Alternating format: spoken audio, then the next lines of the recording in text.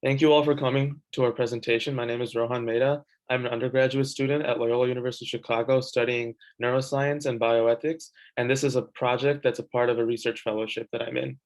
Yeah, hi, everyone. Thanks for coming. I'm Joe Vukov, an assistant professor of philosophy where I teach bioethics too at Loyola University Chicago.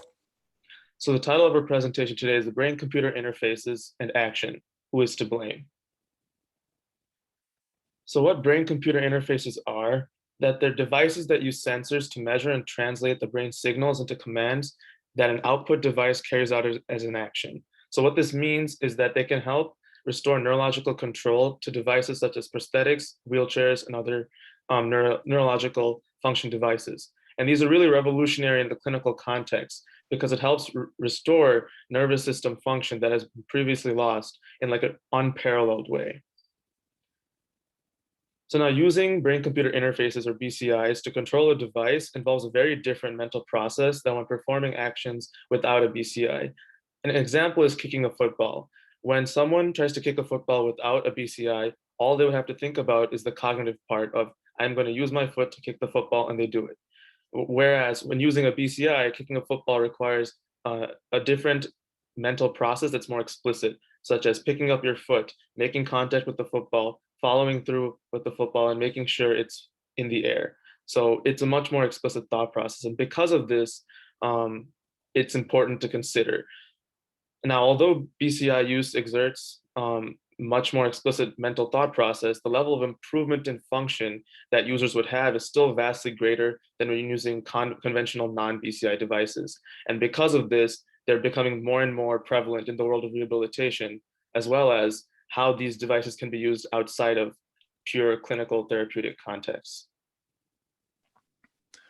So what we've been interested in our research is how the advent of BCI technology raises new and important questions about moral responsibility and holding other people morally responsible.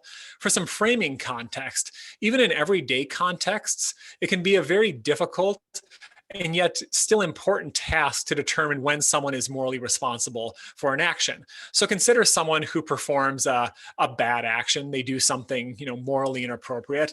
But suppose that person has a mental illness or are acting from an addiction, or they had a traumatic childhood. In those contexts, it becomes very difficult to decide how morally responsible are they, in fact, for that action. When we add in brain-computer interfaces and have brain-computer interfaces guiding action, we see that both the difficulty and importance of these questions about holding other people morally responsible increases. First of all, the difficulty increases in that we no longer have just conventional action, but we rather have action that's being mediated by a computer. Second, though, we also get something that's arguably more important for us to consider theoretically. Why? Well, when it comes to standard action and moral responsibility, we already have a working framework for roughly when somebody is going to be held morally responsible. But because brain-computer interfaces are so new, it's important that we develop a framework because we don't currently have one to work through our understanding of moral responsibility in those contexts. So now to weigh moral responsibility in terms of brain-computer interface use and their actions, the previous research in the literature has mainly focused on two concepts, and those are control and foreseeability. Control meaning the level of control on the user and of the device, such as, when we drive a car, it's a skill set, but we don't necessarily know the mechanisms behind a gear shift or behind an engine, how that works, but we nonetheless still use the device. Foreseeability meaning foreseeability of the outcomes. So suppose when I go vote, I am not necessarily able to predict what that candidate does, but I may still be responsible for my vote itself. So now, even without introducing the complications that BCI brings, relating these terms in terms of moral responsibility is already difficult and not really agreed upon within the philosophical and bioethics field.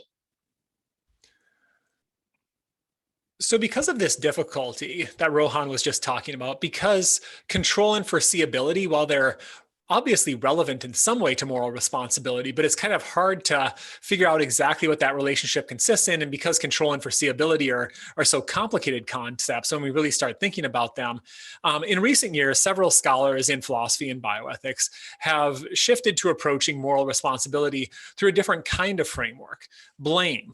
The idea here is that blame is a little bit more easy to grapple with than these more complicated questions like control and foreseeability. And roughly the idea that these scholars pursue is that someone is morally responsible to the extent that it is appropriate to praise or blame them. Now, the precise relationship between praise and blame on the one hand and moral responsibility on the other is a matter of huge philosophical contention. We don't need to worry about that here. For here and for our project, what's rather important is that it's fairly uncontroversial that these two things are related.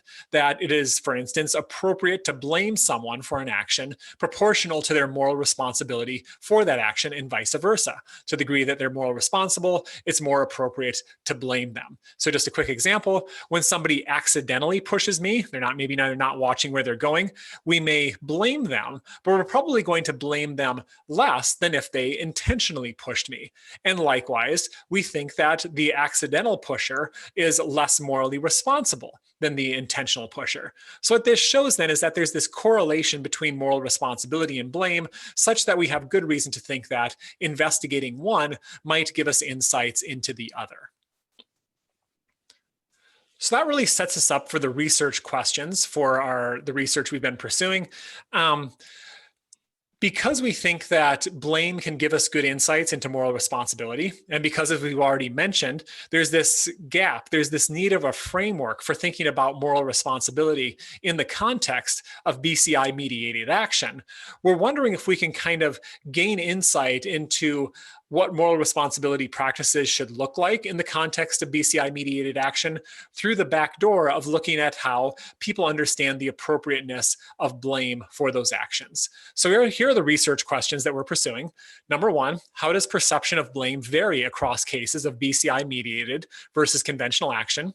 Two, how can variations in blame give us insight into moral responsibility for BCI-mediated actions? And three, how can policy and law best reflect an appropriate conception of moral responsibility for BCI-mediated actions? So here we kind of have three questions that proceed from the more theoretical into the more practical and policy-oriented kinds of questions. Now, in order to tackle these research questions in a more empirical method, we planned a series of experimental surveys, and using Amazon's Mechanical Turk platform, we had participants rate the level of blame that they would attribute a person in realistic everyday actions such that they would be applicable to something like policy and law.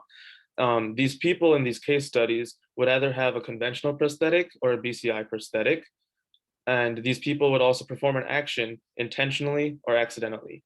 And some of these example actions that we provided participants were kicking someone, spilling coffee on someone's t-shirt, running over a foot with a wheelchair, and even flicking someone off. And we've just now got some preliminary results on the data. Just keep in mind, we haven't been able to run pure statistical tests and check our manipulations because this was just done this past week. And just to briefly go over some of our preliminary findings, across the four conditions, it looks like the conventional intentional and the BCI intentional have the largest blame scores, but between the types of prosthetics, it doesn't look like there's much of a difference in terms of blame for the participants. Now, when we compare just intentionality, the intentional conditions look like they are held to a greater blameworthy standard than accidental actions, which is what we had thought initially. But the interesting finding is that between BCI prosthetics and conventional prosthetics, the level of blame is not necessarily what we had thought the difference was. So we're pretty excited by this finding in that, again, the accidental intentional difference is one you would expect. You would expect people to blame someone else for an intentional versus an accidental action.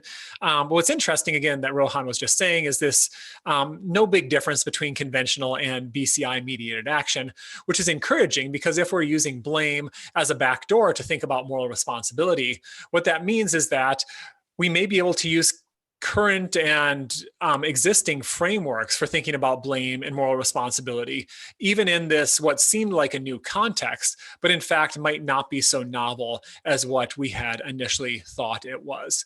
So this brings us to our new directions, our future directions in research.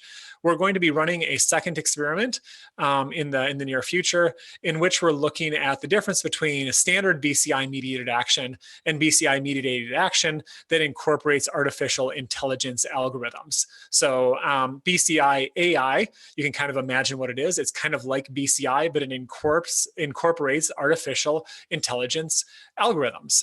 What this does is it adds an additional layer of complication, one that interestingly mirrors certain complications introduced by autonomous vehicles.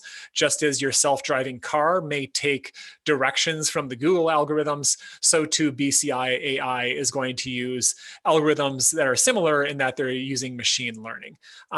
What's interesting too is that this new technology raises several additional policy questions. One that we want to investigate that we're especially interested in is whether BCI AI algorithms should be and could be chosen by the manufacturer or rather by the consumer.